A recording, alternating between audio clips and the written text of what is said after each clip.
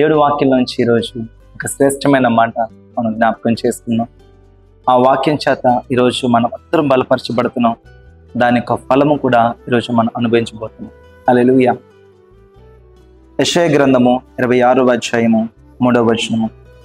ఎవని మనస్సు నీ మీద ఆనుకొనునో వానిని నీవు పూర్ణ శాంతి గలవానిగా కాపాడుదువు, ఏలయనగా అతడు నీ యందు విశ్వాసముంచి ఉన్నాడు. హల్లెలూయా.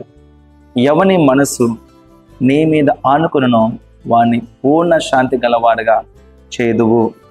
ఇక్కడ దేవుడు వాక్యం సెలవిస్తుంది. ఎవరు మనసు ఆనుకుంటుంది? దేవుడిపై ఎవరు మనసు అయితే ఆనుకుంటూ ఉంటుందో వారు ఎలా ఉంటున్నారంట? కొంచెం కాదండి, పూర్ణ శాంతి గలవాడుగా. అంటే వారికి శ్రమలు ఉండవంటారా? కష్టం ఉండదంటారా? వారు వెళ్తున్న లైఫ్ స్టైల్లో ఇబ్బందులు రావంటారా? బంధువుల దగ్గర నుంచి కానీ, వాక్య విరుద్ధంగా కానీ ఎన్నో వస్తాయి. కానీ ఎలాగ ప్రభు ఈ మాట చెప్తున్నాడు? మరి ఈ మాట మన ఆత్మీయ జీవితంలో ఎలా నెరవేర్చబడుతుంది? పూర్ణ శాంతి గలవాడుగా. ఎవని మనసు నీ మీద ఆనుకునో వానిని నీవు పూర్ణ శాంతి గలవాడుగా కాపాడుదువు. ఈరోజు శ్రమలు వస్తాయి, ఇబ్బందులు ఉన్నాయి. వెళ్ళే మార్గంలో చాలా ముళ్ళు, చాలా రాళ్ళు అవన్నీ ఎదురవుతుంటాయి. కానీ ఎవరైతే ఆయన మీద ఆనుకుంటారో ఆ శ్రమలలో కూడా దేవుడు సహాయం చేస్తాడు. ఇబ్బందుల్లో కూడా నేను తోడుగా ఉన్నానంటాడు. ముదిమి వచ్చే వరకు ఎత్తుకొని వాడు నేనే అంటాడు. సో కాబట్టి ఆయన మీద ఆనుకుంటాడు. Prayer is nothing but depending upon God.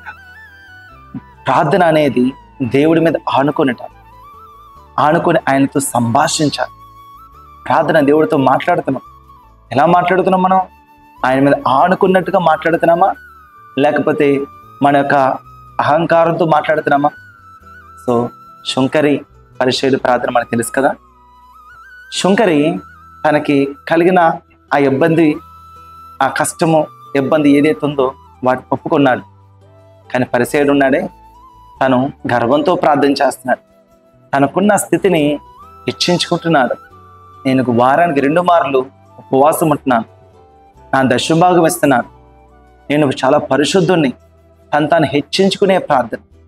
ఈరోజు దేవుడితో మాట్లాడడం అనేది ఏంటంటే ఆయన మీద ఆనుకుంటే, ఆయన మీద ఆనుకోవాలి, ఆయన మాట మనం వినాలి, ఆయన దగ్గర నుంచి మనం పొందుకోవాలి, దాన్ని మన జీవితంలో అన్వయించుకోవాలి.